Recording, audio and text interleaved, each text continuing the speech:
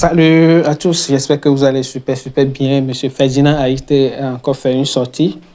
Il semble que maintenant c'est une fois par semaine. Il a parlé des problèmes courants, comme vous le savez, inondations. Nous sommes tous en train de nager et on rit dans l'eau. Tout ça dans la ville.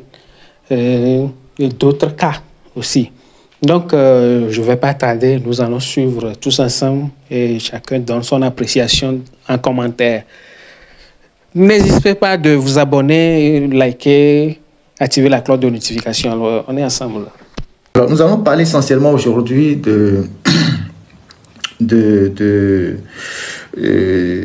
la question des inondations.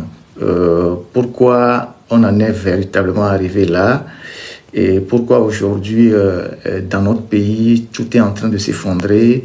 On n'arrive pas depuis 20 ans à régler la question des inondations à Lomé. Mais avant ça, je vais aborder un sujet assez intéressant et un sujet préoccupant. C'est un sujet de santé, notamment lié au phénomène AVC.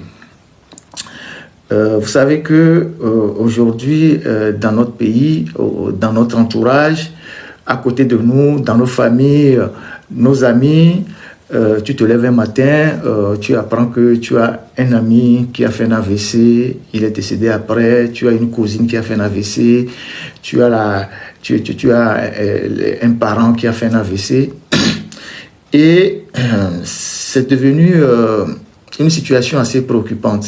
Mais comme il n'y a pas de communication, il n'y a pas suffisamment de communication, beaucoup de gens ne savent pas que cette maladie est en train de faire des ravages. C'est une maladie redoutable qui est en train de faire du ravage autour de nous et on ne voit pas le danger venir. Et donc, cette semaine, il y a des cardiologues qui ont fait une sortie à Lomé et qui ont cité un médecin neurologue, le professeur Bello, sur des chiffres qui ont été établis à travers les statistiques même du ministère de la Santé sur les crises et les victimes d'AVC. Aujourd'hui, les cas de décès que nous avons dans nos hôpitaux sont en majorité les victimes d'AVC, et puis après vous avez le palu et d'autres maladies qui suivent. Et donc, dans les statistiques que j'ai pu parcourir, ça a été dit dans cette sortie des cardiologues, il y a aujourd'hui au Togo, par an, 6 000 cas d'AVC. C'est un chiffre assez effrayant, 6 000 cas d'AVC, 6 000 cas d'AVC, et donc 80% des victimes souffrent d'hypertension artérielle. 6 000 cas d'AVC, dont 80% des victimes souffrent d'hypertension artérielle. Et dans les statistiques même du ministère, ça c'est une estimation, mais dans les statistiques du ministère, en 2002, le ministère a fait des statistiques, le ministère de la Santé, il y a 3 800 cas d'AVC qu'on a diagnostiqués dans nos hôpitaux. Mais ça, c'est juste pour ceux qui vont dans les établissements de santé. Mais plus de la moitié n'y vont pas. Et donc, l'AVC est en train de faire des ravages dans notre entourage, au sein des populations. Mais les gens ne sont pas suffisamment sensibilisés pour pouvoir prendre des mesures, ne sont pas suffisamment sensibilisés pour se prémunir de cette maladie redoutable. Et généralement, les raisons aujourd'hui, c'est l'alcool, c'est le tabac, c'est notre alimentation qui provoque ce genre de maladie et cette maladie redoutable. Et toujours dans les statistiques, il est démontré aujourd'hui que 68% des Togolais consomment l'alcool. 68% des Togolais consomment l'alcool. Et quand vous avez tous les bars que vous voyez dans le pays qui poussent comme des champignons, Et vous voyez bien que les gens sont passés à une addiction totale à l'alcool. Tous les bars qui sont dans les coins de rue, dès que les gens ont envie de se distraire un peu, de se recréer un peu, ils vont dans un bar, ils prennent de la bière et tout ce qui va avec. Et au bout de la chaîne, il y a forcément des dégâts. Et l'AVC aujourd'hui s'observe encore beaucoup plus avec les jeunes. Avant, ces genres de maladies, on l'observait auprès des personnes de troisième âge, mais aujourd'hui, c'est beaucoup plus les jeunes, 40 ans, 45 ans, 35 ans, les gens ont fait un AVC, et quand tu fais un AVC, tu deviens totalement, invalide.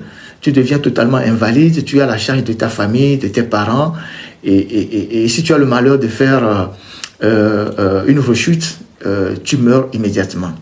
Donc aujourd'hui, il est fondamentalement urgent que nous essayons de parler de ces maladies-là qui créent des dégâts énormes dans la population et de sensibiliser nos frères. J'estime qu'au niveau de l'État, on doit mettre suffisamment les médias à contribution pour faire une campagne nationale sur l'AVC, au moins sensibiliser les gens pour que les gens puissent faire un dépistage une fois par an. Et puis une sensibilisation massive contre la consommation d'alcool. Et aujourd'hui, dans notre pays, on a l'impression que c'est un moulin, tout rentre dans le pays. Il y a des boissons énergisantes qui arrivent au Togo de toutes les catégories. Vous les connaissez, les Red Bull, les KO, les quoi, toutes ces boissons-là que raffole une catégorie de la population, particulièrement les hommes, qui nourrissent le fantasme comme quoi, en prenant les boissons énergisantes, ils boostent leur activité sexuelle, ils peuvent tenir longtemps avec une femme.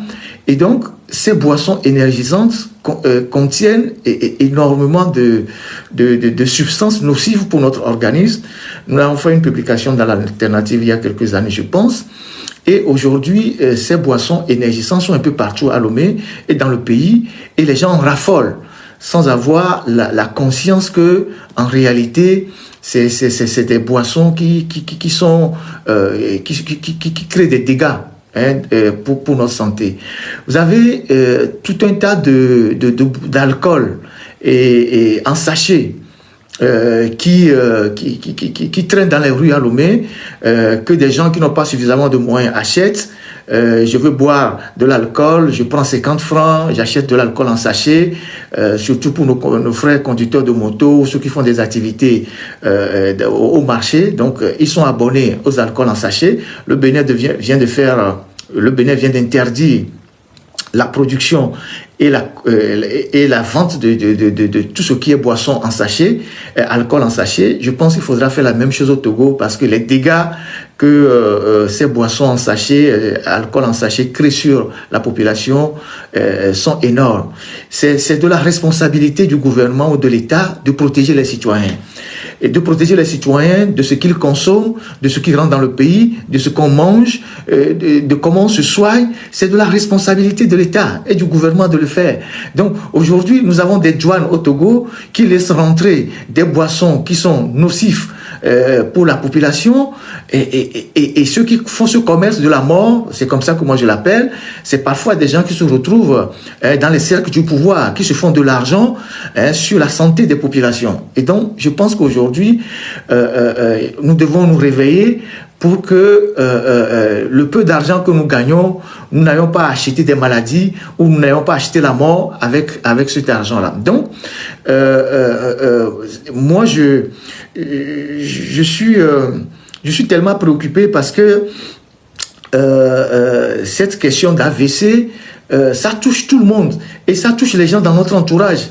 J'ai un ami qui a perdu sa sœur il y a quelques jours d'un AVC. Et donc, il faut fondamentalement que on essaye nous-mêmes, en tant que citoyens, si l'État ne fait pas grand-chose, de nous prémunir de cette maladie-là est d'adopter des comportements responsables et de manger, même si on a peu de moyens, de manger sain. Parce qu'aujourd'hui, tous ceux qui mangent au bord de la route, personne ne sait ce qu'on utilise pour préparer ces nourritures-là.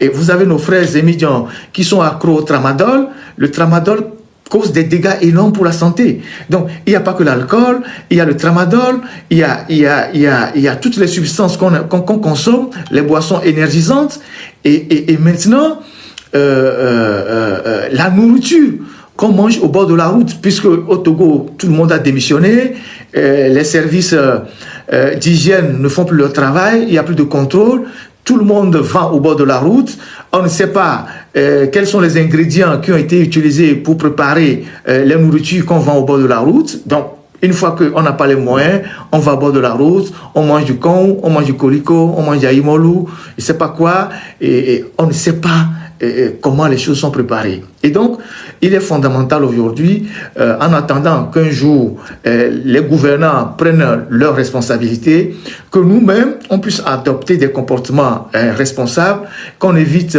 l'addiction à l'alcool, l'addiction aux boissons énergisantes, le tramadol, toutes les substances aujourd'hui qui nous créent des problèmes de santé. Vous prenez un AVC, c'est sûr que vous allez mourir. Si vous arrivez à vous rétablir, c'est tant mieux. Mais si vous êtes victime d'un AVC, c'est clair que vous devenez invalide pour toute votre vie et vous êtes à la charge de la société. Et si vos parents vous abandonnent, vous serez seul. Donc, faisons l'effort d'avoir des comportements, d'avoir une discipline de vie. Et il est important aussi qu'on sensibilise autour de nous, si l'État ne fait pas de la sensibilisation massive sur les médias, que nous-mêmes nous parlons dans notre entourage. Normalement, dans un pays organisé, il revient à l'État de concevoir des programmes de sensibilisation sur les médias. Quand on sait que la maladie crée de plus en plus de dégâts, la maladie fait des ravages, il faut une sensibilisation massive.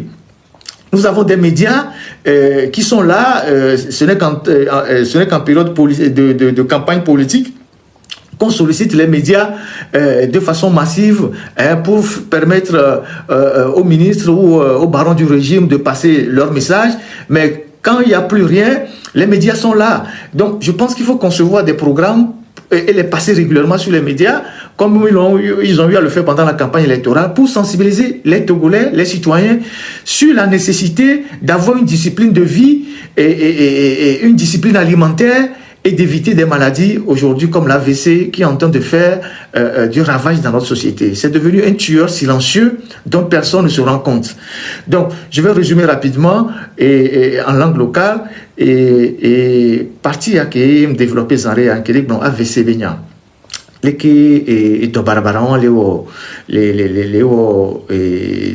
teka le miabe tu amele pelim la monti kutowa igbo la fon pola seba me wa AVC ame cha wa AVC ron ya AVC et tonton ya wa AVC donc AVC a evato dore que le gbule nous le et miabe tu anti et ton et nyanto miabe na bon tension artérielle be nyanyina bobutoa baku et nous komi na duduo anwa hagbubure et nous ayo siga et fifi a haro le loambo bena a énergisant boisson énergisante à nuit parce que nous ha on la do musen o ya donyo nous boire nous c'est la noisi au couteau nous qui wa et va donner des conséquences allo et o les haro les sachet mais no ya siga mais allo ya sio mais o sana kuna haro na sachet mo sana bio allo pour no tomaye amununa et nous qui wa amerique pe munya et nous koso da haon au couteau amono na ngono après et on a d'autres problèmes donc moi AVC on a d'autres insuffisance rénale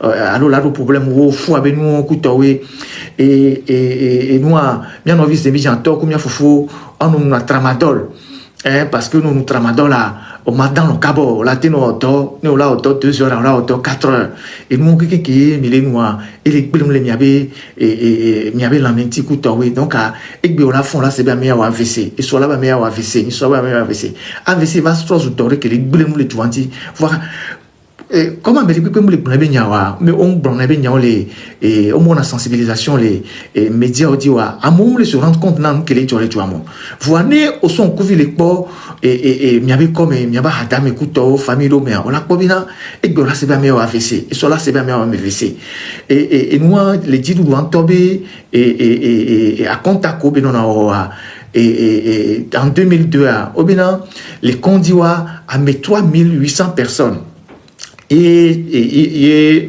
cas d'AVC voire spécialiste sur les Blombéens et où chaque année on a plus de 6000 personnes de cas d'AVC et 6000 personnes de cas d'AVC ont à 80% à mon on a AVC on a un problème de hypertension artérielle donc et nous qui ont et somiabe et nous qui les joie les ouame be barabara que à moment les se rendre compte et somiabe alimentation pour nous commis font les chaque jour à commis les noirs bien tomi parle que baro le soupe le loamera baro la fille et du là in quoi et mateni du qui a misia les noirs je nous a misia metite vivi quoi o ibarme o la noir o la nous bia après la nous vin après la nous et noir Red Bull là l'on que ma cao couton américain te noir mettons sur place Zerika achaka on que là nous Zerika munya conséquence que nous déjà créé les belameo voir peut-être bon nous vient la vie elle est blâmée venir nous voir quoi il y avait tapé nous vion donc elle a noir on qui voit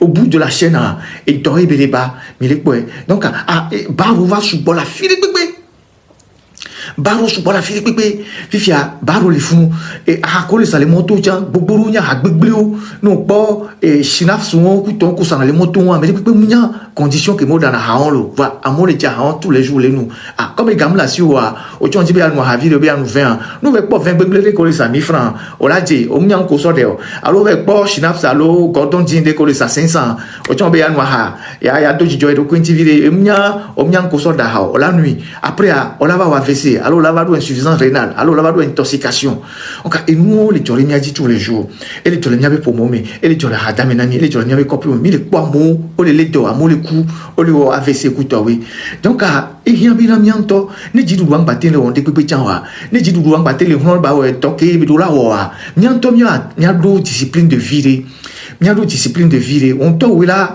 la choruko la pole ki nko la tin won ko matin wa parce que nende wa igbe no wa vese igbe evo o mo patin lo nse la odori pepe o la tron joa bana et a pour meto la nya bana famille o ku to we na me va ko boy wa parce que amoro chon vo chon la no po to wa ro ko bo donc AVC be doa ele won gbele support mi ave tuame ele won barabara support o mo le gbele suffisamment va donc ita onya conduite onya amoko en enquête statistique to onya donc et là nyobina et bientôt mia fond le bien recommandé mia adopté mia be discipline de vie né on bena mais depuis ba noir no be noir il faut savoir quelle quantité consommer amola on fiose mais ola noir tout un casier zerika la tité même le sport même les poudre même leur activité physique les pipo ne mi faut pas mais la noir afiro banya hanu fi fiani chohome weekend me leki na mo chohome ola noir kaka la budu adoko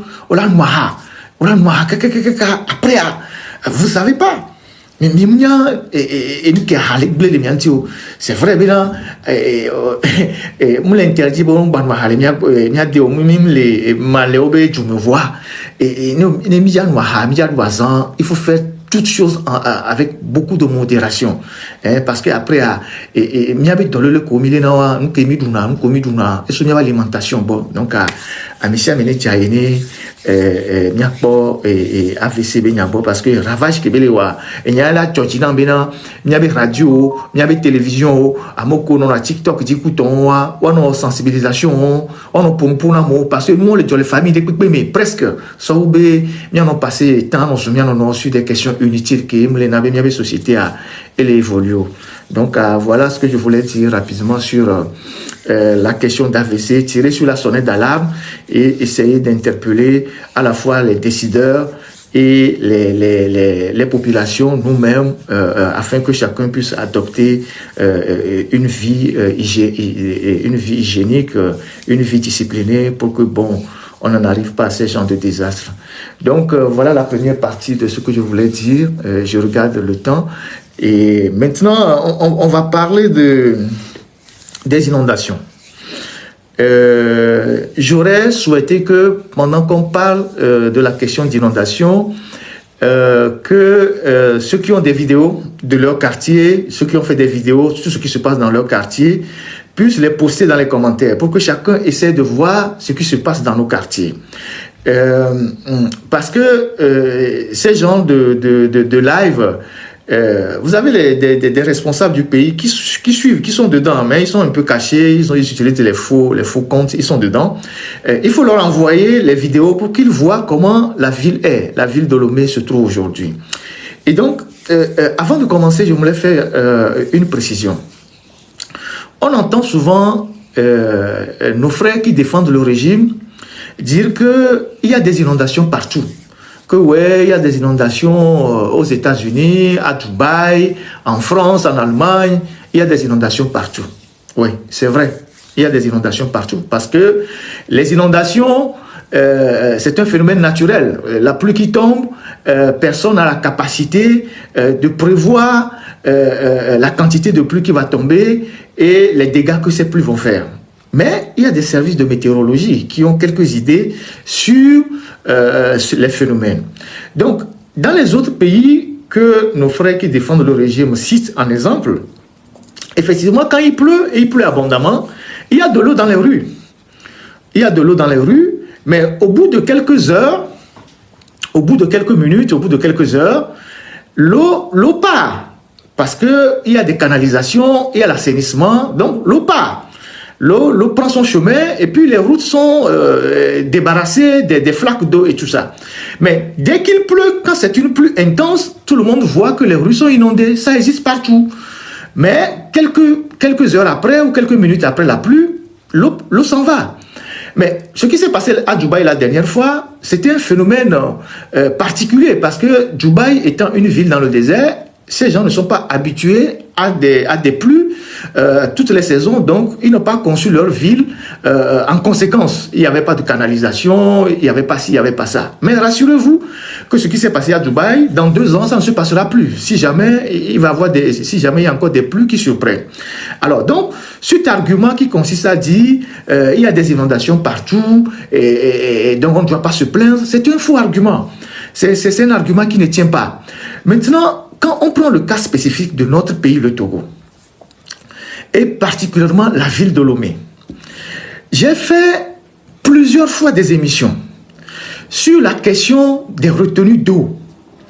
Je me suis toujours posé des questions, moi qui ne suis pas spécialiste, mais j'ai posé des questions à des amis pour dire, mais comment se fait-il que dans une ville comme Lomé, qui est encastrée, Lomé c'est une ville encastrée, si je peux parler ainsi, une ville encastrée entre au nord le bassin de Zior, parce que dès que vous allez à Toglekope, vous avez le bassin de Zior qui va jusqu'à Djadbel et tout ça et qui va dans le lac Togo. Donc vous avez le bassin de Zior un peu plus en hauteur. En venant au bas de la ville, vous avez la lagune qui est plus bas dans la ville, et puis après la lagune, vous avez la mer. Donc, vous avez le bassin de Zion, vous avez la lagune et vous avez la mer. Comment se fait-il qu'une ville qui est encastrée dans cet environnement naturel, avec les dérivations, on ne peut pas faire des égouts, des canalisations assez profondes, des égouts, pour drainer les eaux d'assainissement ou les eaux fluviales, soit du côté de Toglekope, donc dans le bassin de Zior, ou soit du côté de la lagune, et de la lagune, on le déverse dans la mer.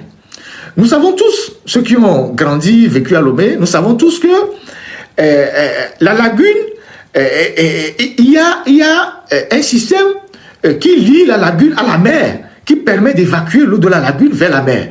Mais que ce système-là, pendant longtemps, ou je ne sais pas, est bouché. On ne l'entretient pas. On a fermé les bus qui sont à Nikonakwe ou Kodjeviakopé là-bas pour des raisons purement de sécurité présidentielle. On a fermé ces bus-là, ce qui fait qu'aujourd'hui, quand il pleut, la lagune qui est du côté de Nikonakwe, donc au bas de la colline de Nostalgie, elle déborde. Elle déborde parce que le système qui permet l'évacuation vers la mer est bouché. Il y a des bus qui sont là-bas. Il y a des bus qui quittent la lagune, qui vont jusque dans la mer. Et c'est des bus assez grands. Même si je rentre dans cette bus-là, même ma taille, je vais me perdre. C'est des choses qui ont été construites pour drainer l'eau. Mais quand il y a eu les histoires de 80, je sais pas si c'est 94 ou quoi. Bon, il y a eu d'abord 86, après c'est de 94. Mais les militaires sont allés fermer ces bus-là, soi-disant que les terroristes vont se cacher là-bas pour venir faire un coup d'État à Yadima. Ils ont fermé les bus. Et aujourd'hui, on a fait le goudron sur les bus. On a fait la route sur les bus, qui sont des bus énormes, qui drainent l'eau directement dans la mer. Donc, on a bouché ces bus-là. Donc, du coup, quand la lagune est remplie, elle déborde. Ça, c'est un. De deux, on a asséché la lagune. Et Yadima a asséché la partie de la lagune qui quitte la place de Bonké. Vous voyez bien que c'est la lagune qui quitte la place de Bonké jusqu'au niveau du collège Saint-Joseph. En bas du collège Saint-Joseph, la lagune a été asséchée. Pourquoi? Parce que, à l'époque, on dit, comme Yadima vivait au camp hérité, on dit oui que les gens malveillants, les terroristes, tout ça, vont nager. Ils vont nager jusqu'à arriver et venir attaquer le camp à travers la lagune. Donc, ils ont asséché la lagune. Mais une fois qu'ils ont asséché la lagune, ils ont désorganisé tout le système naturel de l'évacuation de l'eau dans la capitale. Vous savez que la lagune que vous voyez là, c'est une continuité. Ceux qui ont fait la géomorphologie savent que c'est un phénomène côtier qui quitte depuis la Sierra Leone, je pense, ou bien même le Libéria, et qui atterrit jusqu'au Nigeria. Donc, avec des discontinuités. Quand vous arrivez à Plaou, vous allez voir qu'il y a une continuité. Après, vous continuez vers le Ghana, vous voyez d'autres continuités. Et vous allez au Bénin, et il y a le lac qui est là-bas, à Komé, tout ça. C'est une continuité. C'est une continuité. Et nous, on a pris le vilain plaisir de fermer tout ça pour des raisons purement de sécurité d'un homme. Et ça désorganise aujourd'hui toute la ville. Et donc, et ça, c'est la première des choses qu'il faut soulever. La deuxième des choses, c'est les retenues d'eau. Donc, normalement, une ville comme Lomé, si on avait des dirigeants qui ont une vision, on peut construire des bus, comme les bus qui sont de la lagune vers la mer, on peut les construire depuis Adjito Gomé jusqu'au niveau, au niveau de, je ne sais pas quoi, au niveau de Condomé, pour les déverser dans la mer et dans la lagune. On peut le faire dans d'autres quartiers à Bekouta. On peut construire des bus depuis l'aéroport de Bekouta jusqu'à le jeter dans la lagune. Mais on préfère des solutions les plus faciles, mais qui créent encore plus de problèmes aux riverains. On ne sait pas exactement qui sont ceux qui ont sorti ces idées de retenue d'eau. De retenue d'eau au cœur des habitations. Des retenues d'eau au cœur des habitations. Et ces retenues d'eau, Dieu seul sait combien... Et elles engouffrent comme les milliards qu'on engloutit dans la retenue d'eau. La retenue d'eau, par exemple, de Todman, la retenue d'eau de Todman, que Ebomon sous-traité, je ne sais pas à qui, cette retenue d'eau seule a coûté entre 4 et 5 milliards. La retenue d'eau que vous voyez à Todman là-bas, elle a coûté 4 ou 5 milliards. La retenue d'eau qui est en face du lycée d'Adjito Gomé, elle a coûté plus de 1,5 milliard. Mais on ne peut pas comprendre qu'on engloutit de l'argent dans des solutions aléatoires. Parce qu'une retenue d'eau, c'est comme vous creusez un trou pour que l'eau vienne se stabiliser dedans. Mais vous n'êtes pas la nature. Vous n'avez pas fait des calculs.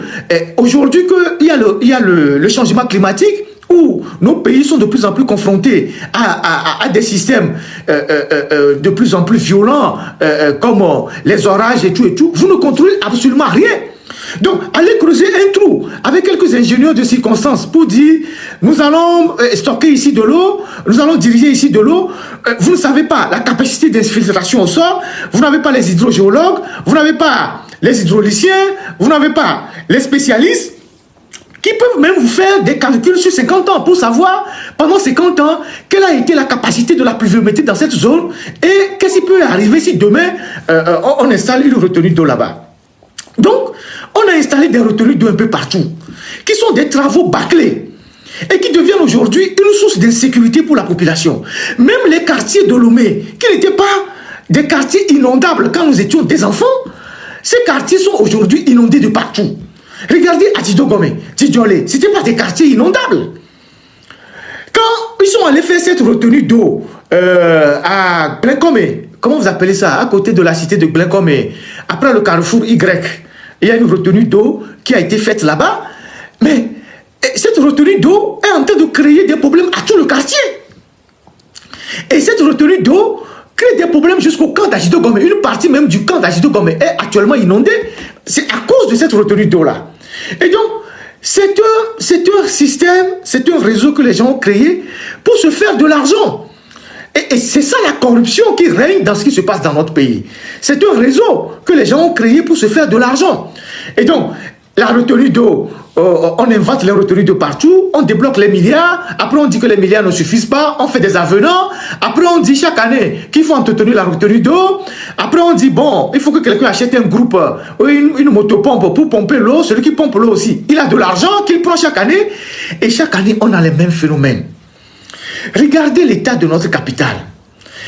Il vient de pleuvoir, nous ne sommes qu'en début de la saison pluvieuse, il n'y a aucun endroit en dehors de la cité OUA, comme je l'avais écrit, de la caisse et de la cité du Millénium, où toutes les autorités sont allées se cacher là-bas, il n'y a aucun endroit aujourd'hui à Lomé qui n'est épargné par les inondations. Partout. Et pourtant, dans nos maisons, nous avons des malades. Des gens sont d'un certain âge. L'eau a envahi les maisons. Certains ne peuvent même plus se déplacer. Certains ont les pieds dans l'eau. Alors, je vous parle là. Il y a une partie des populations de Avedi qui sont au CIG d'Avedi, comme réfugiés.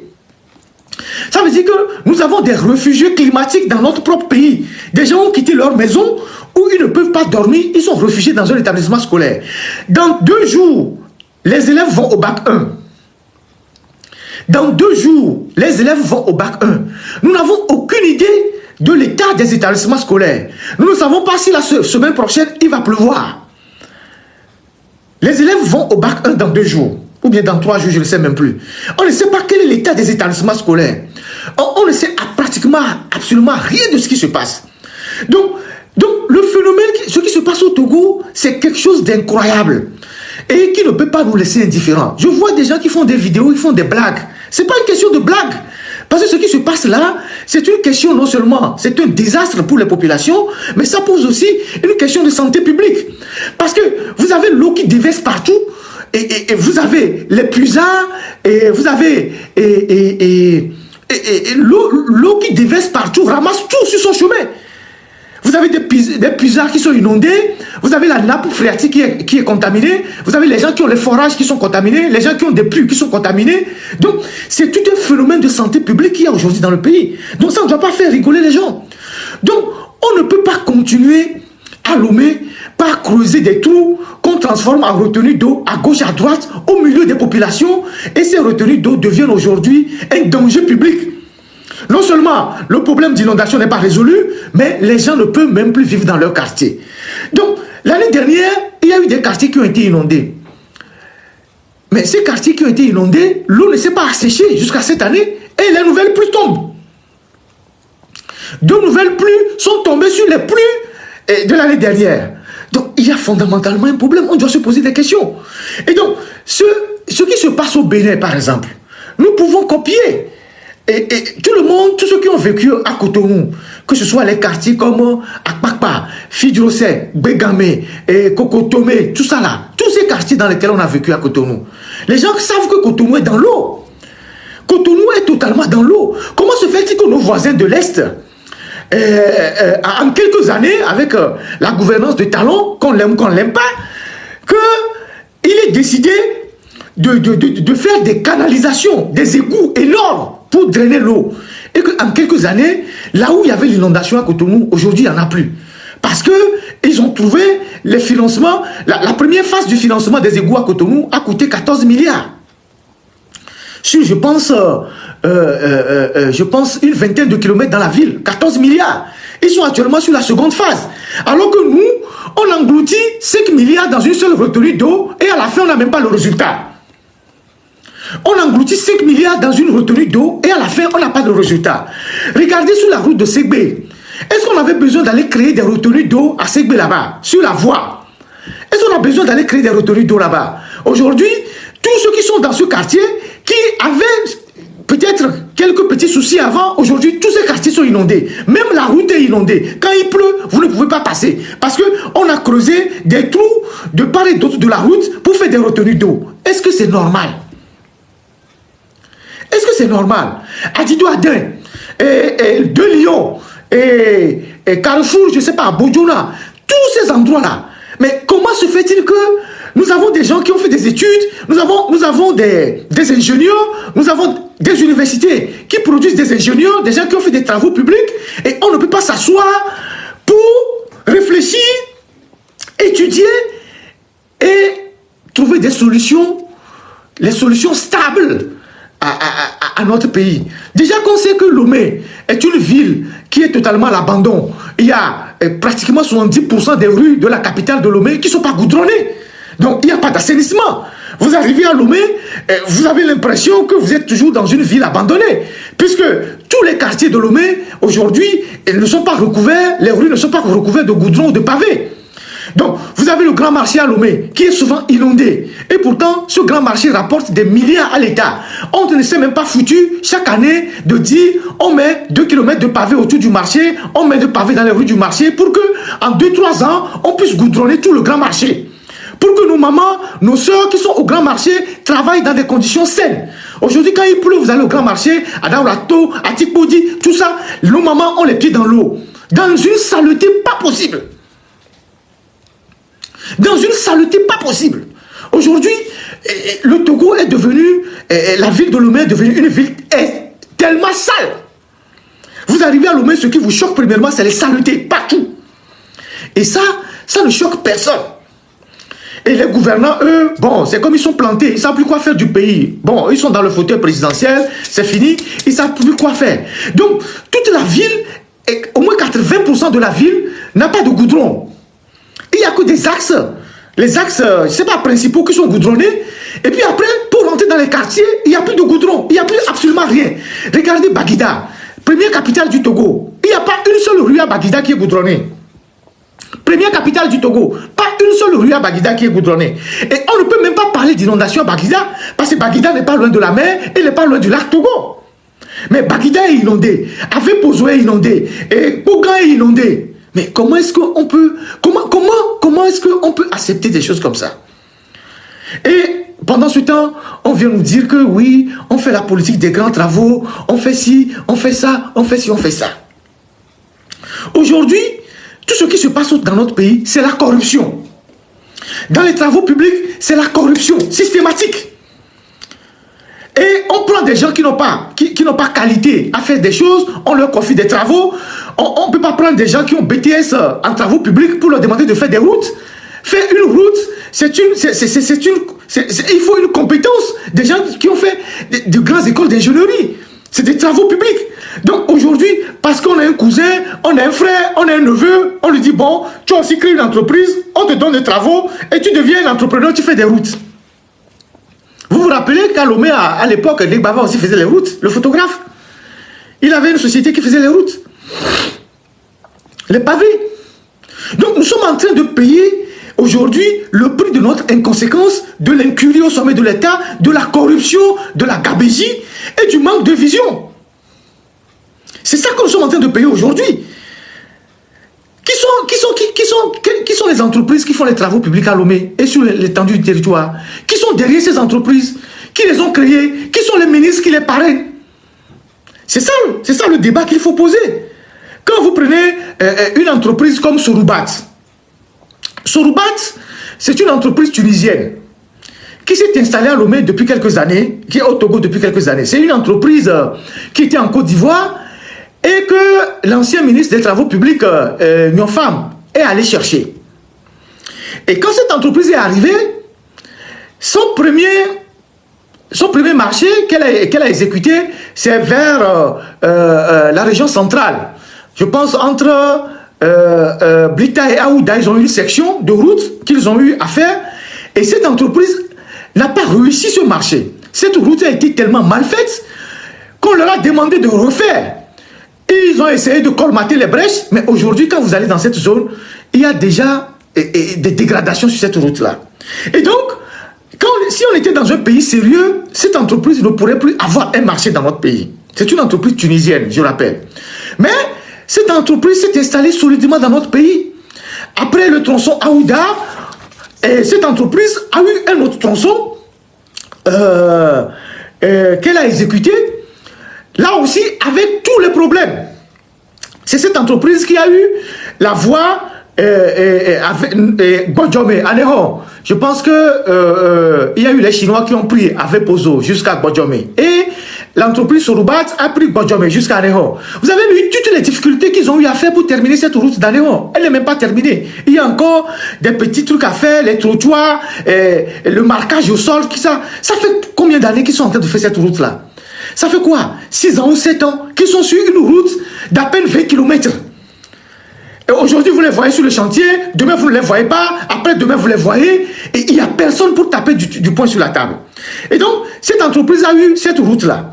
Après, elle a eu la route Bassar, Sokoré. Sokoré-Bassar. 73 km ou bien 71 km, 73 km, Sokoré-Bassar. Et le chantier a été lancé le 6 février 2021. Le 6 février 2021, le chantier de la route Sokoré-Bassar a été lancé par la première ministre, Madame Victoire Tomiga. 35 milliards pour faire cette route-là. En 24 mois, c'est-à-dire en 2 ans, on devait finir cette route Sokoré-Bassar. Donc, de 2021, février 2021, aujourd'hui nous sommes en 2024. L'entreprise Soroubat n'est même pas encore à 50% de l'exécution des travaux. Mais elle a eu des décaissements des fonds, avancements et tout et tout. Et nos frères qui vont au village à Bassar se plaignent. Certains parfois sont obligés d'aller jusqu'à Kara, contourner par Kabou pour revenir à Bassar. Et il n'y a personne au Togo pour rappeler cette entreprise à l'ordre. Il semble que le patron de l'entreprise, c'est un ami du chef de l'État. Le boss tunisien, c'est un ami du chef de l'État. Donc, ils sont en territoire conquis. Ils font ce qu'ils veulent. Ils s'en foutent. Donc, ils ont eu le marché pour 2 ans, 24 mois, depuis février 2021. Nous sommes en 2024, ils ne sont pas à 50% de l'exécution des travaux. Mais c'est-à-dire, vous ne comprenez pas comment le Togo fonctionne. Et il n'y a personne pour rappeler ces gens-là à l'ordre. Donc, c'est une entreprise qui exécute ses travaux et qui a toujours des défaillances, qui ne respecte jamais ses cahiers de charges, mais qui reçoit toujours les marchés. Qui a toujours les marchés. Donc, Sokoré-Bassar, ils sont là-dessus. Personne ne sait quand est-ce qu'ils vont terminer. Quand on revient à Lomé, vous voyez la voie qui est inondée là, à partir de Fiata, pour aller à Koresewa. Vous avez vu les images. Comment ça s'appelle la voie qui part de l'école de BTS là, à partir de Péhénou là. Ça, c'est l'avenue François Mitterrand, je ne sais pas comment on l'appelle. La voie qui part du commissariat du 3e arrondissement et qui continue, qui va au carrefour de Baye, qui va à Koresewa. Je pense que c'est l'avenue François Mitterrand. Si je ne me trompe, hein. Voilà. Donc, au feu Boigny. Ok, quelqu'un disait au feu Boigny. Ok, je m'excuse. Voilà, Essiba, voilà. C'est l'établissement que je cherchais. La voie qui passe devant Essiba, à partir de Fiata. Vous avez vu comment il est inondé? Vous avez vu les images? Comment tout le quartier est inondé? Cette voie-là, elle a été confiée à Soroubat, la même entreprise tunisienne. Qu'est-ce qu'elle a fait? Elle est arrivée, elle a fait des ouvertures de caniveaux, elle a mis quelques engins, et puis elle a disparu. Et cette entreprise a obtenu un gros marché dans le Grand Lomé à hauteur de 10 milliards pour faire les routes dans le Grand Lomé. Et ce marché, on ne sait pas comment ils l'ont obtenu avec leur réseau. Donc, ils ont eu un gros marché de 10 milliards. Ce sont des fonds de la Banque mondiale. Je ne comprends pas pourquoi des institutions aussi comme la Banque mondiale accordent des financements à des entreprises qui sont défaillantes pour exécuter des travaux ce sont des prêts que nous devons payer avec intérêt. Et donc, ils ont remis à Soroubat des travaux dans le Grand Lomé à hauteur de 10 milliards sur un financement de la Banque mondiale. Et donc, sur les 10 milliards, l'entreprise a pris 2 milliards pour commencer les travaux que vous voyez là, comme ils appellent, avant sur le démarrage des travaux. Et ils ont abandonné, depuis 1 an, les travaux là-bas, sur l'avenue au Fouille-Boigny qui va jusqu'à Bessie, mais qui continue à Corée-Sewa. Et la dernière fois qu'il a plu, vous avez vu comment toute cette zone est inondée. Et les cas d'accident qu'il peut y avoir, des enfants qui peuvent tomber dans les caniveaux, les gens qui peuvent se blesser, tout ce qui se passe dans notre pays. Et personne ne dit rien. Ça ne suffit pas. Ils ont eu ce marché de 10 milliards. Ce n'est pas fini. Maintenant, les pistes rurales qu'on peut même donner aux entreprises togolaises pour qu'elles aussi elles puissent tenir un peu. Soroubat a eu un marché de 11 milliards de pistes rurales dans les lacs. Lac et Bamono, Afagnan, tout ça. Ils ont rassemblé plusieurs lots de marché de pistes rurales à hauteur de 11 milliards qu'ils ont accordé à Soroubat. Donc, une entreprise qui est défaillante, qui fait jamais bien les travaux, qui fait pas des travaux de qualité, qui est en retard sur les chantiers, sur l'exécution des chantiers. Cette entreprise, elle se retrouve à arracher tous les marchés pendant les appels d'offres. Allez chercher à savoir qui est derrière l'entreprise. Leur boss, en tout cas, dit à tout le monde qu'il est ami au président togolais. Et derrière, il y a aussi un ministre qui est avec eux. Et Soroubat, un de leurs parrains, c'est Bahara. Soroubat, un de leurs parrains, c'est Jibé Bahara. Ce sont ses amis. Donc ces gens, ils ont des connexions dans les ministères, ils sont avec les ministres, et à chaque fois qu'ils vont à des appels d'offres, ils gagnent les appels d'offres pour des marchés qui n'exécutent jamais bien. Et on a le sentiment que il y a un manque de patriotisme terrible dans notre pays. Que ceux qui gouvernent le Togo, ils gouvernent le pays comme si le Togo, c'est pas leur pays, c'est pas leur territoire, c'est comme ils ont gagné une guerre et ils sont en train d'exploiter un pays qu'ils ont acquis par la guerre. Il n'y a même pas de patriotisme. Au Burkina, l'entreprise Soroubat a eu des soucis avec les nouvelles autorités burkinabées. On leur a accordé une route de 42 km de Saint-Cancé à Dédougou au Burkina. Ils ont mal exécuté les travaux. Ils ont été convoqués et sommés de reprendre les travaux à leurs propres frais. Le premier ministre burkinabé actuel, il est allé sur le chantier, il est allé sur la route. Il a vu les matériaux défaillants qu'ils ont utilisés pour les travaux. Comment les travaux sont mal exécutés. Vous allez sur Internet, vous allez voir ça. Ils ont convoqué l'entreprise. Ils leur ont tapé sur les doigts en disant, vous nous reprenez les travaux à vos frais. C'est comme ça qu'on gouverne un pays. Au Togo, on donne les marchés à des gens qui sont arrivés de nulle part, ils ramassent des milliards, ils quittent notre pays, ils font mal les travaux et personne ne les interpelle. Personne ne les interpelle. Et pendant ce temps, vous avez des gens pendant 5 ans qui ont été députés. Ils sont restés pendant 5 ans députés. Et donc certains se disent même de l'opposition. Après ils sont venus nous dire, ouais, on était là-bas mais on ne pouvait pas faire grand chose, on a fait des interpellations, personne n'a réagi. Un député, il va sur le terrain, il fait des images, il proteste, il fait des conférences de presse, il dit ça, je ne suis pas d'accord. À qui on a remis cette route? Il faut la terminer pour le bien des populations. C'est ça le rôle d'un député. Il vote la loi et il contrôle l'action gouvernementale. Et s'il le faut, il va sur le terrain, il met en difficulté les gens, il fait un contrôle. Les gens n'ont rien fait. Après, ils viennent nous dire que la police qui n'a pas marché et qu'ils vont aller faire les affaires. Donc, cette entreprise, elle rafle tous les travaux, mais elle les exécute toujours mal et personne ne les interpelle. Aujourd'hui, ils ont le chantier Sokodé Bassa qui est en souffrance. Le chantier Sokodé Bassa qui est en souffrance. Ils ont l'avenue au Fouille-Boigny ou bien le boulevard au Fouille-Boigny à Lomé, en pleine capitale, qui est en souffrance. Ils ont un héros qui n'ont pas toujours terminé. Il reste encore quelques retouches à faire. Ils viennent d'avoir 11 milliards de pistes rurales dans les lacs et préfecture de Bamono compris. 11 milliards. Comment peut-on accorder à une seule entreprise des marchés de pistes rurales de 11 milliards pendant que vous avez des entreprises togolaises qui sont là pendant des années qui n'ont pas travaillé? Comment est-ce que c'est possible si on aime vraiment son pays? Donc, ça c'est une des premières entreprises. hein, qui foutent n'importe quoi dans le pays et que personne n'inquiète. Après, vous avez une autre entreprise, celle qui a exécuté la retenue d'eau au niveau de Agido Gomé, Blécomé, là où je pense il y a la maison du ministre à Dédé, Carrefour Y. C'est ça, non? Il y a une grande retenue d'eau là-bas qui déborde et qui va jusqu'au camp. Cette entreprise aussi a un parrain, c'est ECG. C'est une entreprise aussi togolaise, elle est togolaise, qui reçoit plein de travaux, qui les exécute mal, mais qui continue de rafler les travaux. La voie qui quitte le petit contournement Kégué pour déboucher sur Achanvé, le cimetière qui est à Achanvé, derrière l'église catholique, c'est cette entreprise qui a eu ces travaux-là. Est-ce qu'elle avance depuis bientôt, je ne sais pas combien d'années, 2 ans? Tantôt vous les voyez sur les chantiers, tantôt vous ne les voyez pas. Mais on continue de leur donner d'autres travaux. Ils viennent d'obtenir les travaux de bitumage devant l'OTL jusqu'au niveau de Saham, GTA là-bas. C'est eux qui font ces travaux-là. C'est eux qui ont fait la retenue d'eau d'Agido Gomé, qui débordent aujourd'hui, qui rentrent dans les maisons. Et leur parrain, c'est Sani Yaya, le ministre des Finances, qui leur a donné des travaux de voirie à Ketao chez lui. Donc eux aussi, ils ont leur parrain. Ils font ce qu'ils veulent. Et personne ne dit absolument rien.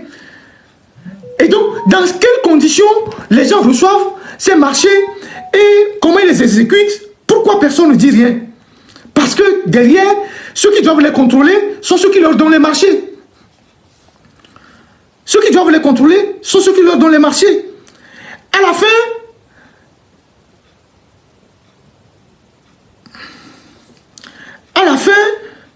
vous avez les marchés qui sont mal exécutés.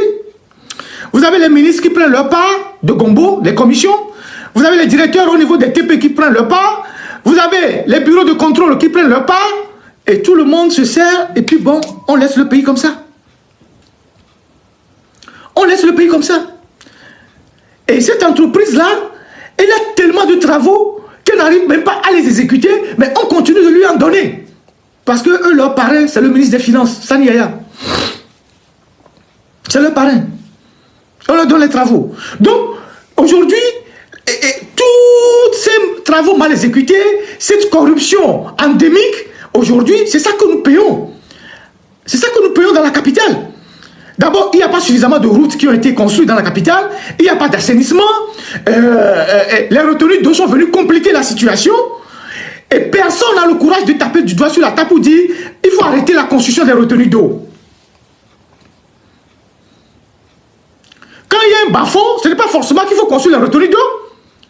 Mais il y a des villes qui sont entièrement dans l'eau, mais on arrive à canaliser l'eau, à drainer l'eau. C'est le travail des ingénieurs, des spécialistes. Qu'est-ce que nous avons au Togo? Qu'à chaque fois qu'il y a un petit souci, on dit on creuse un trou ici, on met l'eau dedans. Après, on a toutes les difficultés à drainer l'eau. Et les retenues d'eau sont devenues aujourd'hui des lacs artificiels à Lomé. On ne peut pas continuer comme ça. Donc, aujourd'hui, le visage du Togo est un visage d'une ville totalement catastrophique. Lomé est une ville catastrophique. Et les gens sont devenus réfugiés dans leur propre maison. Il y avait des gens qui ont quitté certains quartiers inondés pour aller vers Djidjolé, Agido Gomé. Aujourd'hui, les Djidjolé, Agido Gomé, ces pays sont inondés. Les gens sont obligés de partir vers Zanguera. De Zanguera, ils seront inondés, ils vont aller à Goué. D'Agoué, ils vont retourner à Djagblé. Donc, ces gens-là, ils vont faire, chaque année, ils vont tourner autour de la capitale comme ça pour aller dormir chez les gens parce que leurs quartiers sont inondés. Ah, Vatam est là-bas. Il y a de l'eau là-bas, sur toute l'année, 12 mois sur 12 mois. Il y a l'eau là-bas qu'on n'arrive pas à canaliser. Baguida, pareil. Comment des villes comme Baguida, une banlieue comme Baguida, première capitale du Togo, peut être inondée? On est carrément à la plage. On est à la plage. Comment c'est possible que des localités comme ça peuvent être inondées? Baguida, Pougan, tout ça là. Comment c'est possible? Et donc, nous sommes là, nous avons croisé les bras. On regarde. Et il y a le maire de Golf 7 là, comment il s'appelle?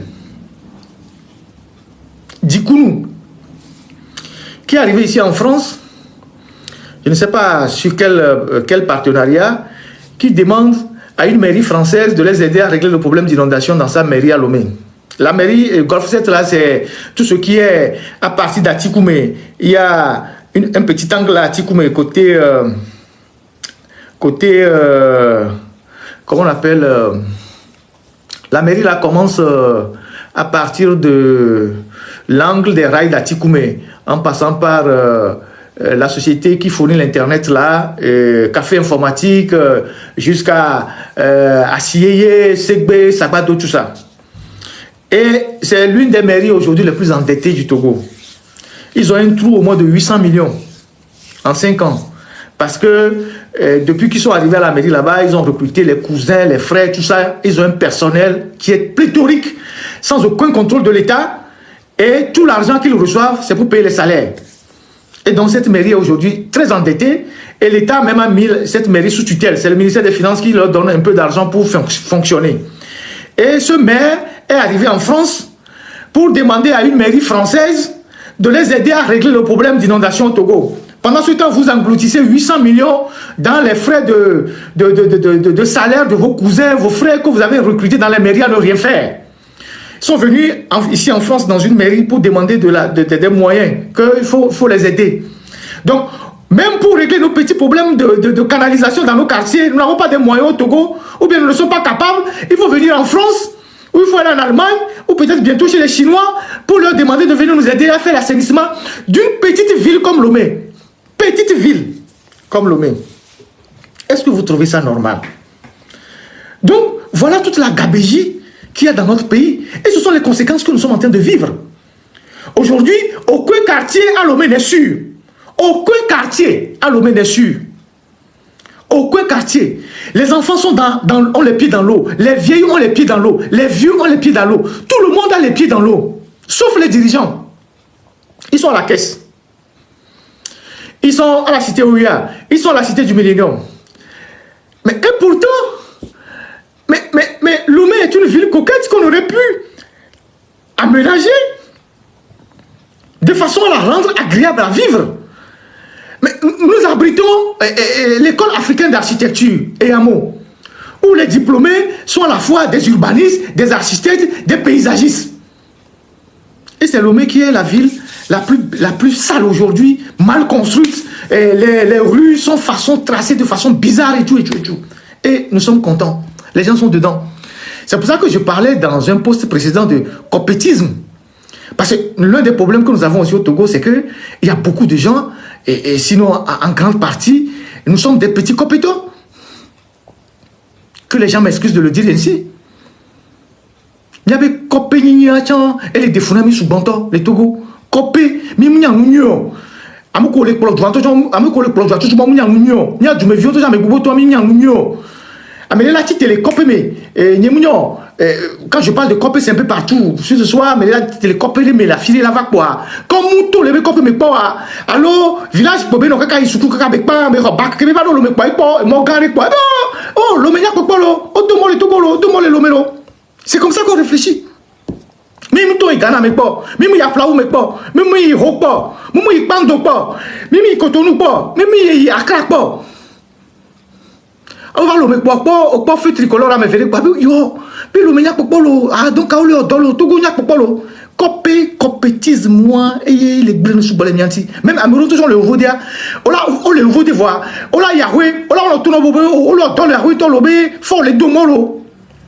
Mais toi, là, tu te les voté, là, il l'omé. Là, il bombé, au bout, le domo, le tout content, mais pas mon dodo, la fille, mais pas domo. Et mais dis là, pas qu'il y a domo, dona molia, mais ganame.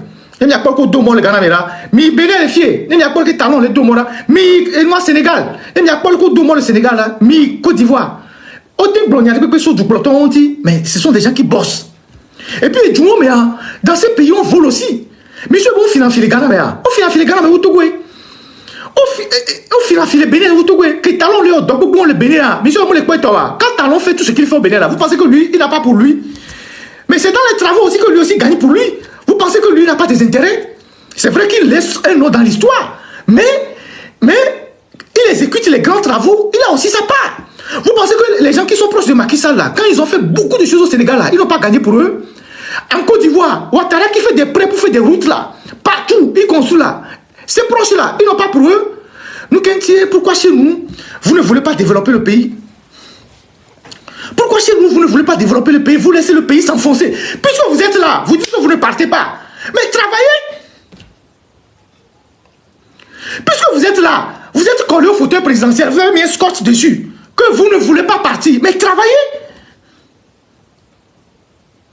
Vous pensez que dans les autres pays, on ne vole pas? Mais c'est des gens qui ont un amour pour le pays. Ils développent le pays. Aujourd'hui, nous sommes devenus la risée de la sous-région. Tout le monde se moque de nous. Et nous avons un chef d'État qui ne dit rien. Les gens volent l'argent, les gens font des détournements, l'impunité. On vote des milliards pour faire des routes. L'argent disparaît, on n'arrête personne. Les gens vont à l'Assemblée nationale, ils passent 5 ans pour prendre leur per diem. C'est fini. Après, ils vont vous dire que oui, on a interpellé tel ministre, il n'est pas arrivé, donc nous on s'est tué.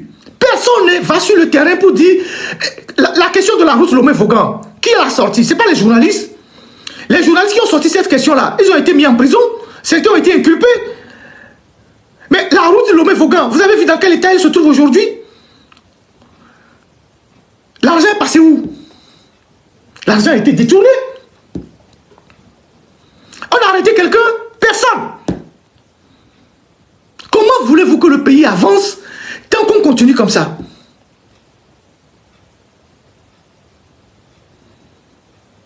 Comment voulez-vous que le pays avance quand on continue comme ça?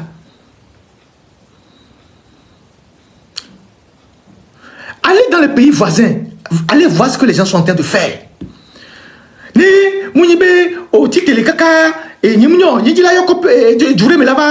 Là-bas, Diagora, mais les Dio. À mes que sur la village, on copie mes caca si quoi. On va correr le mec quoi. On a vu, oh, que non. Oh, tout goût d'Akpopolo. Parce que on me le doigt, mais de Japon. Tu n'es jamais sorti, tu n'es pas allé à Plaou pour voir qu'à Plaou même, il y a plus de routes, même parfois, même plus sur certains quartiers de Lomé. Tu n'es jamais sorti. Parce que tu es venu, tu as vu une grande route que tu n'as jamais vue dans ton village, tu as vu des feux tricolores, je ne sais pas quoi, et puis tu arrives, tu dis, ah, que voilà, il y a ça. Aujourd'hui, là, nous avons tous les pieds dans l'eau. Que tu sois de UNIRO, que tu sois de l'ANCO, que tu sois de DMKO, que tu sois du PNPO, nous avons tous les mêmes problèmes. Donc si le pays est bon, il est bon pour nous tous. Il est bon pour nous tous. Donc, nos dirigeants, ils doivent travailler. Qu'ils soient mal élus ou bien élus, ils ne sont pas là-bas seulement pour croiser les bras et prendre les avions pour aller dans les conférences. Depuis qu'il y a les inondations là, combien de ministres vous avez vu sortir dans les quartiers pour aller au secours des gens? Il y a que je pense hier que le ministre de la Sécurité est sorti en botte. Pourquoi dans un pays, chaque année, doit avoir le même problème d'inondation? Pourquoi?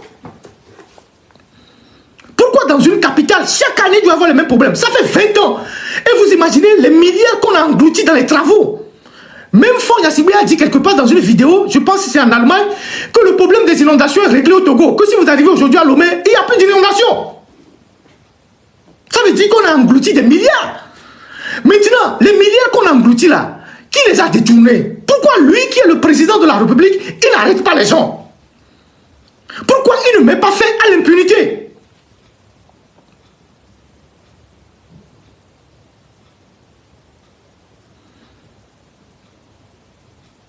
Donc, il y a fondamentalement une raison pour nous tous de nous réveiller.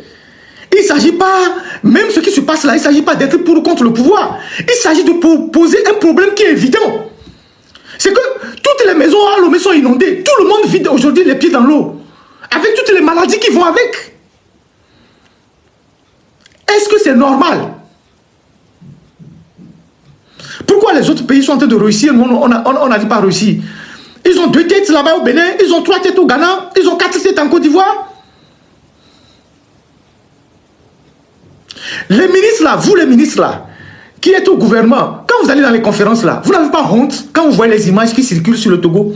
Vous n'avez pas honte quand vous voyez vos collègues là, comment vous arrivez à les regarder dans les yeux? Quand vous dites que vous êtes des Togolais, comment vous arrivez à les regarder dans les yeux? Comment vous arrivez à les regarder dans les yeux? Donc, il faut remettre tout à plat. Il faut remettre tout à plat. Donc, la corruption commence au niveau des ministères. Vous avez, par exemple, le ministre des désenclavements qui est aujourd'hui un ministère à problème. Parce qu'on mobilise beaucoup de milliards aussi pour les pistes rurales et à la fin, c'est des détournements partout. Le ministre du désenclavement, lui, c'est lui qui a donné les travaux de 11 milliards à Soroubat, là, vers Anengola et Bamono. Lui, c'est un spécialiste dans ce genre de choses. Il est de Saint-Cassé. Donc, il a les cousins qui sont de l'autre côté de la frontière, il parle bien moré et tout. Et depuis que il y a eu des problèmes au Sahel et que les entreprises au Sahel n'arrivent pas à travailler parce qu'il y a les djihadistes qui attaquent les chantiers, qui attaquent les routes et tout ça. Donc les entreprises n'arrivent pas à travailler. Il a fait venir plein d'entreprises étrangères ici, au Togo, qui sont parfois ses cousins, des gens, ils ont créé des entreprises ici. C'est lui-même il a écrit aux entreprises de venir au Togo, il va leur donner des marchés. Il a écrit à une vingtaine d'entreprises dans le Sahel. Il les a fait venir au Togo. Et il leur a donné des marchés de pistes rurales. Généralement à partir de Kara, région de la Kara, région centrale et région des Savanes. Et des entreprises ont eu des marchés de 4 milliards, de 3 milliards, de 5 milliards pour les pistes rurales. Certaines entreprises n'ont même pas le matériel. Et ces entreprises-là, il les connaît très bien parce que ce sont ses cousins de l'autre côté de la frontière. J'ai des courriers. Je vais poster même des courriers sur ma page qu'il a écrit aux entreprises pour les appeler à venir au Togo. Et certaines entreprises, une fois qu'ils sont installés au Togo, elles sont devenues des entreprises de droit togolais, qu'il faut même les donner au Togo. Et ces entreprises qui ont eu des travaux, certaines peinent à les exécuter. Il y a quelques jours, ils ont résilié des contrats de 11 entreprises qu'ils ont fait venir de l'étranger. Parce que ces entreprises n'arrivaient pas à exécuter les travaux. Mais ces entreprises ont déjà empoché ce que vous appelez les fonds, les avances de débarrage. Ces entreprises ont déjà empoché les avances de débarrage. 11 entreprises dont on vient de résilier les contrats au niveau du ministère de désenclavement. C'est le ministre là qui les a fait venir. Il a fait venir une vingtaine d'entreprises comme ça, à qui il a distribué des marchés comme les petits pains. Parce que ce sont des amis à lui. Donc vous imaginez que s'il donne des marchés à des gens qui sont ses cousins de l'autre côté, après ils s'entendent peut-être, on ne sait jamais. C'est sous fond de corruption.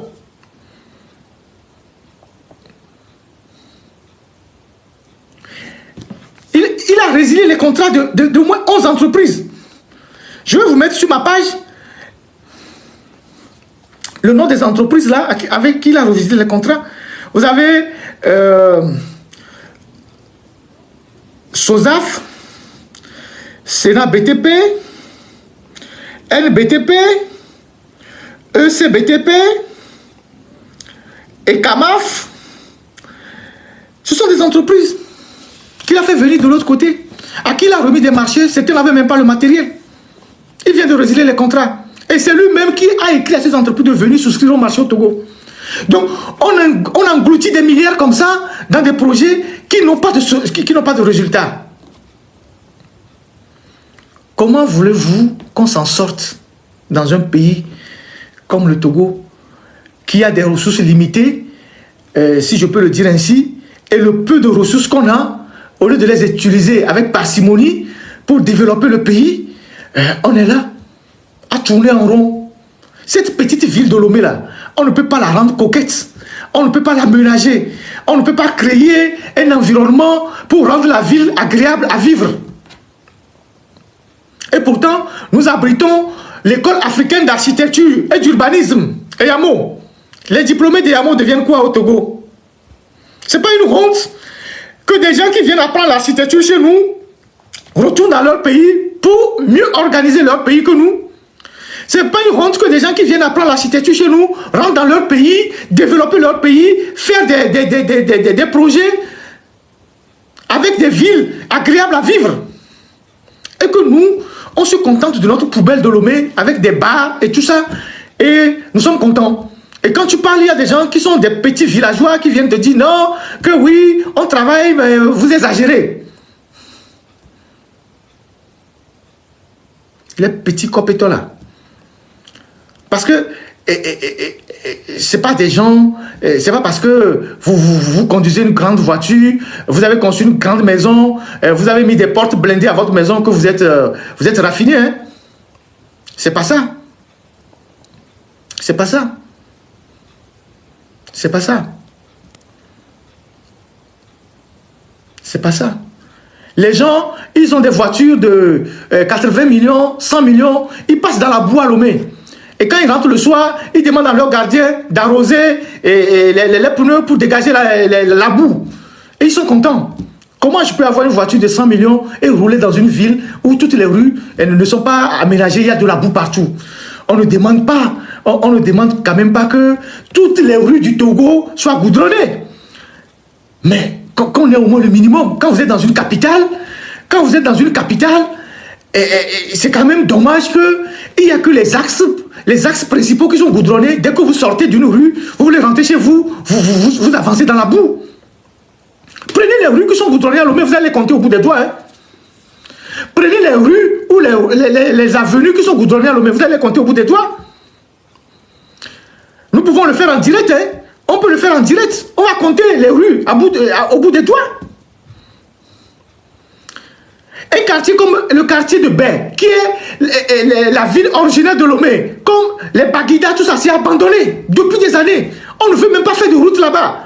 Parce qu'on suppose que ceux qui sont là-bas étaient des opposants. Ils ne votent pas par nous. Ils ne votent pas pour nous. Donc, dans l'approche même du développement du pays, on fait de la ségrégation. On fait de l'apartheid. On utilise des considérations pour soit développer ce quartier, ne pas développer ce quartier. Mais quand les étrangers viennent chez nous là, eux ne voient pas ça. Ils voient une ville sale. Et c'est vous les dirigeants. Et c'est nous les Togolais qui prenons le coup. C'est ça. Donc, il faut arrêter avec ça. Nous devons arrêter avec ça. Nous devons arrêter avec ça. Vous allez dans la zone portuaire, là où on ramasse des milliards. À part la route qui passe, le contournement là, qui débouche sur Simtogo. À part cette rue-là, aucune autre rue au port n'est goudronnée. La route qui passe devant les grands moulins pour aller vers Akoresoa, catastrophe. Les rues qui sont au TP3, la dernière fois j'ai vu dans une vidéo, et la dernière pluie qu'il y a eu, il y avait une vidéo qui circulait, au TP3 là-bas, il y avait un vent fort. Et il y avait la poussière partout parce que les rues qui passent devant le TP3 ne sont pas aménagées, ne sont pas pavées. Il y avait de la poussière partout. Il y a des matelas que le vent soulevait. Les gens qui vendaient les matelas là-bas, les matelas étaient en l'air, comme si c'était un truc de la NASA lancé en l'air. Et les gens couraient derrière le matelas. Nous sommes au port autonome de Lomé, là où les gens ramassent des milliards. Et les gens sont devenus milliardaires. Fike milliards au toléa, et milliards poga. Mimte les domons les fumos, mimte les tirafunaro. Fike ye midou asikpe na ido le otolea. Mimte les wonde pepe les fumos. Hein? Mimte les tirafunaro. Fike midou asikpero le otolea. Ye mi trozu titoa. Mimte les otole fumos, mimte les tirafunaro. Mi kwa kore se wabe fumo kiki kakaka soyi likonto na funoma en femme on couton kiki fumo mi kwa ke fumo pourira va por me wa kaka ikagome couton. Nous sommes dans la zone portuaire. Normalement ces quartiers doivent être des quartiers chics. Ne serait-ce qu'en prélevant des fonds sur ce que le port génère, on aurait pu développer ces quartiers là. On aurait pu développer ces quartiers, faire des rues, tout ça, aménager les rues là-bas. Là où vous êtes là et vous ramassez des milliards là, vous êtes incapable de le rendre propre. Pour vous, c'est les voitures, les milliards, belle maison, c'est tout.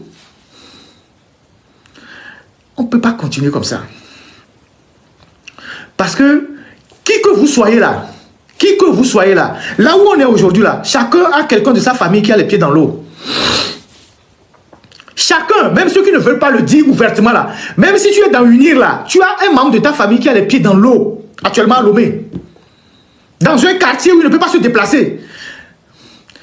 Et à Gouin, quand GP, la grande voie quand GP qui va couper le contournement, elle est impraticable. Totalement impraticable. Il y a les gens qui sont là-bas. Beaucoup de militaires vivent là-bas. C'est leur zone.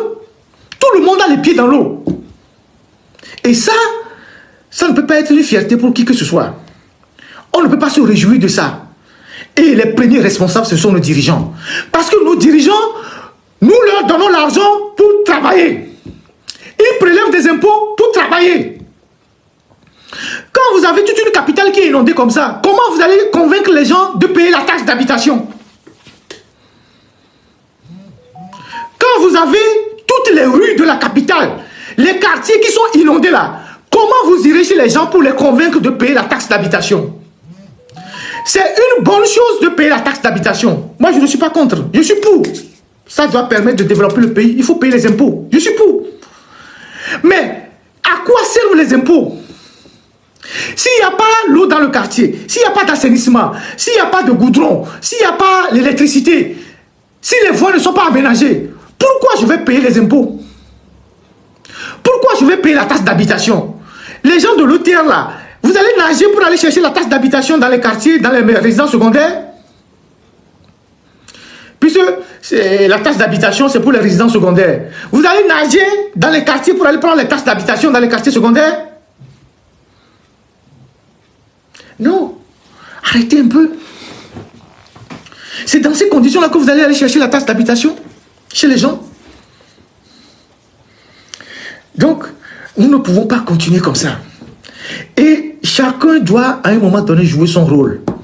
Que ce soit les hommes politiques, que ce soit les acteurs de la société civile, que ce soit je ne sais qui. Il faut qu'on crée des comités de veille pour suivre l'exécution de certains marchés publics. Qui a eu tel marché? Quelle entreprise a eu tel marché? Cette entreprise est avec qui lui a favorisé le marché? Pourquoi le marché n'est pas exécuté? Ça, c'est un engagement citoyen. Chacun de nous doit pouvoir faire ça. Entre-temps, j'ai appris que les gens de Bassar se sont organisés pour interpeller les autorités par rapport à la lenteur constatée dans l'exécution de la route Sokolé-Bassar. C'est une bonne chose. Il faut que dans les petites localités, dans les villages, dans les mairies, ou je ne sais où, dans nos quartiers, s'il y a des travaux qui n'avancent pas là, il faut qu'on demande à savoir pourquoi ça n'avance pas. Il ne s'agit pas seulement de, pendant la campagne, d'aller sortir des je ne sais quoi pour bluffer les gens. Il faut que nous retrouvions le réflexe citoyen. Il faut que nous retrouvions le réflexe citoyen. Pourquoi on a lancé ces travaux et que les travaux n'avancent pas? Qui a eu le marché? Quelle est la difficulté autour du marché? Est-ce qu'un ministre a pris sa part quelque part? Il faut qu'on cherche. Il faut qu'il y ait des cellules de veille. C'est comme ça qu'on bâtit un pays. C'est comme ça qu'on réveille les gens. C'est comme ça que les citoyens s'engagent. Mais si nous tous, nous croisons les bras en disant bah oula ouais. Et là, les gens sont dans les trucs, ils prennent des vidéos pour rigoler dans les quartiers. Ça ne doit pas nous faire rigoler. C'est des maladies.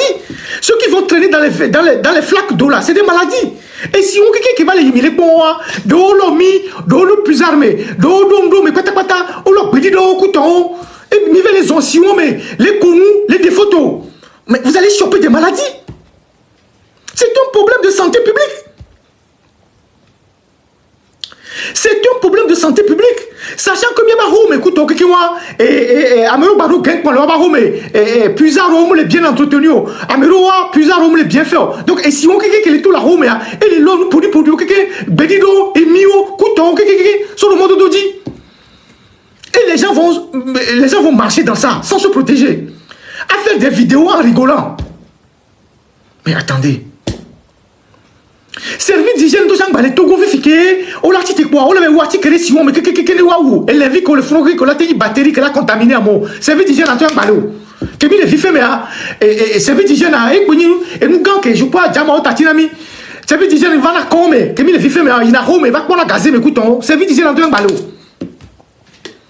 donc à mon la tité on l'avait dit ça les si pour mais et si on l'homme va les on l'homme bédido va les on l'homme et nous choléra couton.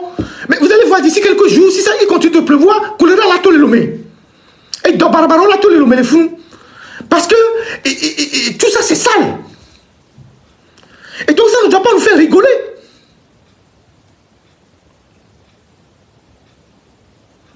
Ça ne doit pas nous faire rigoler.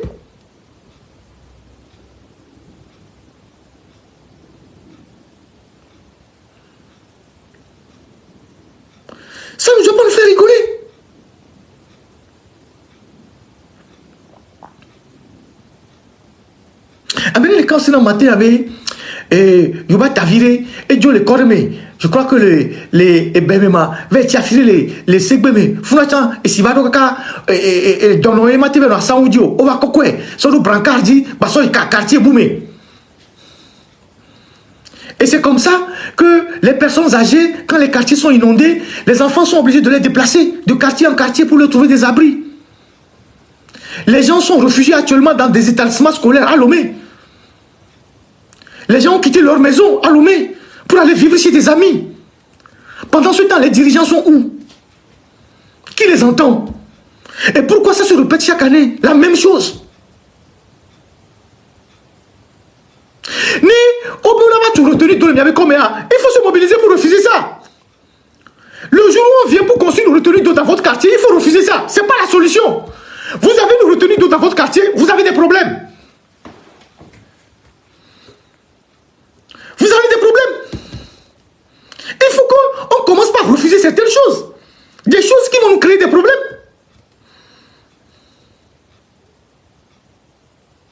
Vous habitez à côté d'une retenue d'eau aujourd'hui, vous êtes certain que pendant la saison des pluies, vous êtes réfugié. Dans votre propre pays, vous devez déménager. C'est quand la saison sèche va revenir que vous allez retourner dans votre maison. Et quand vous revenez même, il faut faire des travaux pour remettre la maison en état. Ce n'est pas normal. Ce n'est pas normal. Donc, à Messia Ménéfon, les documents. Et Douaya, il faut que se dise la vérité, le pays est planté. Hein. Comme toute dictature qui arrive à son apogée, le régime est planté. Vous allez voir qu'ils n'auront plus aucune solution à rien du tout. Hein. Tout ce qu'ils vont faire, c'est juste du rafistolage. C'est pour colmater. Parce que le système lui-même n'est pas capable de faire son autocritique et de se régénérer. Même les systèmes comme la Corée du Nord, ou même les systèmes comme la Chine, là, mais ils fusillent les corrompus hein, pour se régénérer. Ils fusillent les corrompus, ils les mouchent les corrompus, ils liquident des gens pour que le système se régénère. Le Togo, UNIR là, ils sont en partenariat avec le Parti communiste chinois, hein, mais ils n'apprennent rien chez les Chinois. En Chine là, la corruption là, on exécute les gens. Vous êtes fusillés sur la place publique, vous êtes condamnés à mort. Mais chez nous, le système est arrivé à un moment où il est sclérosé. Il ne peut plus se régénérer de l'intérieur. Donc ceux qui sont dans le système, comme ils bénéficient d'un parapluie d'impunité, ils volent. Ils volent partout et personne ne les inquiète. Parce qu'ils savent qu'ils volent ils volent. Et comme ils sont des individus qui sont importants dans le dispositif du maintien de pouvoir, celui qui doit les sacrifier ne les sacrifiera pas. Il ne les sacrifiera pas. Pendant la campagne électorale, tout ce que j'ai cité là, les ministres là, les entreprises là, ils étaient sur le terrain pour battre campagne. Comment voulez-vous qu'ils exécutent bien les travaux s'ils prennent une partie de l'argent qui doivent leur permettre d'exécuter les travaux pour aller battre campagne ou pour donner à des ministres? Donc le système est planté. Le système est planté jusqu'à son effondrement. Si vous savez très bien lire l'histoire des dictatures, vous savez lire l'histoire des régimes pareils, vous saurez que le système est planté. Tout ce que Faure fait aujourd'hui, c'est juste pour gagner du temps. Il ne peut plus rien reformer de l'intérieur du système. Parce que le jour où il touche une partie essentielle du système, lui-même va tomber. Donc, le système ne peut plus rien faire. Si en 20 ans, ils n'ont pas pu faire grand-chose, ce n'est pas... Si en 20 ans, ils n'ont pas pu faire grand-chose, ce n'est pas en quelques années qu'ils vont faire quelque chose. Le système est planté. C'est une dictature qui est plantée. C'est comme vous jouez un match, quelqu'un joue seulement pour le maintien. Il n'avance pas, il ne recule pas. Bon, peut-être il recule, mais il n'avance pas. Il joue au maintien. Donc, nous sommes à cette phase-là du système de la dictature au Togo. Le système est planté. Il ne peut plus faire quoi que ce soit. Jusqu'au jour où il s'effondre. C'est une question de temps. Mais il est planté. Bon, maintenant qu'il est planté, tout le monde voit la catastrophe, les résultats, l'incurie, la gabégie. Et tout le monde constate qu'il n'y a personne pour taper du doigt sur la table, du poing sur la table. Parce que celui qui doit le faire, il s'est rendu lui-même complice de ces choses-là qu'aujourd'hui ne peut plus rien faire.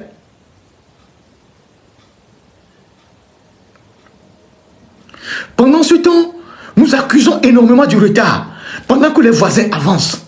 pendant que les autres partent. Nous accusons du retard. Vous avez suivi cette vidéo des gens du Niger qui sont en train d'insulter l'escroquerie qui est au port autonome de Lomé et qui disent qu'ils retournent à Cotonou. Vous avez suivi cette vidéo, non? Il y a une vidéo qui circule comme ça. Elle est même sur la page de Léandre Strosk. Cette vidéo dans laquelle les gens du Niger qui ont été déviés ici avec la crise entre Talon et les gens du le Niger, on a essayé de les dévier vers le port de Lomé pour que nous puissions tirer le bénéfice de leur passage à Lomé. Ils sont en train de retourner à Cotonou. Ils disent que le port autonome de Lomé est un port d'escroquerie. Vous avez suivi la vidéo, non?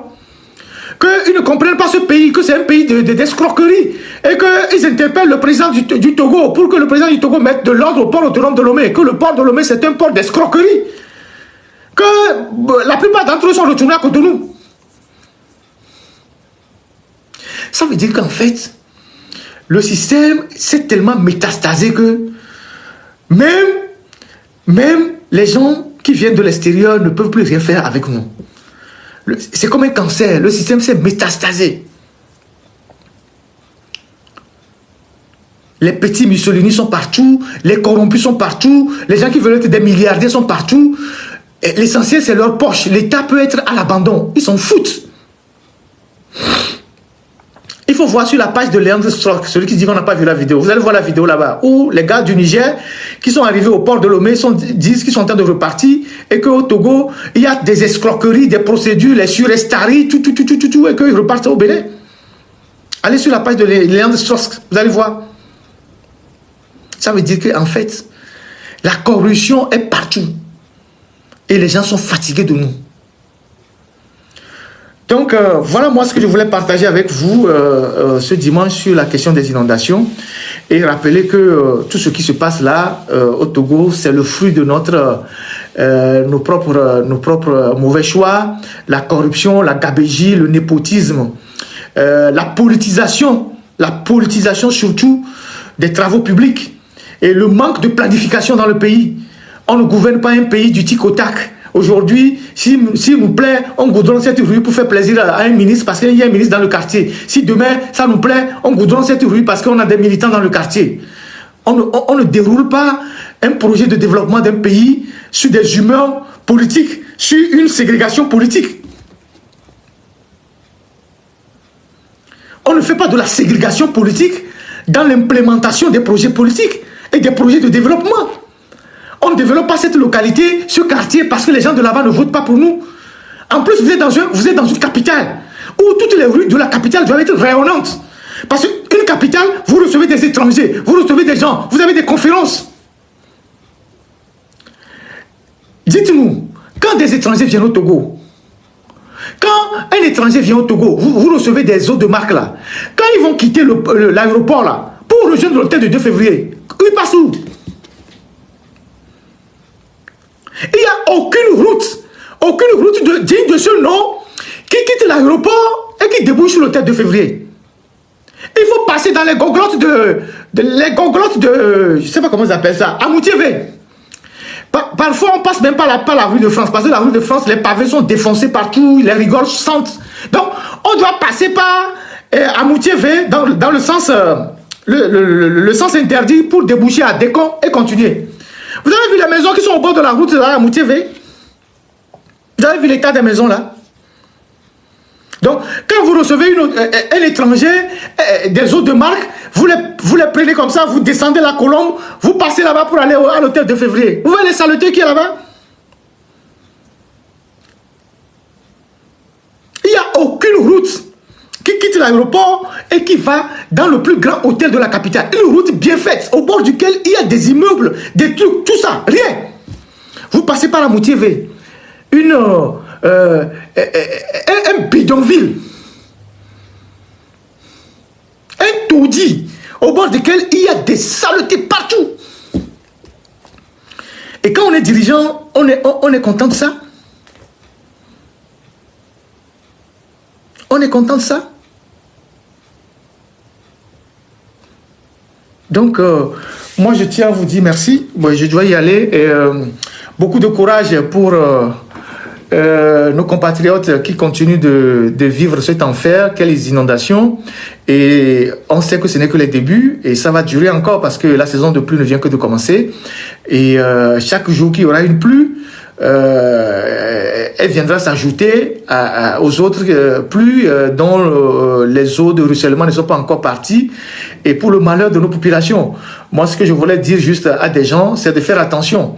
Ceux qui vont dans les petits lacs, tout ça là, qui se créent pour prendre des photos, sachez que toutes ces eaux-là sont des eaux très sales, contaminées.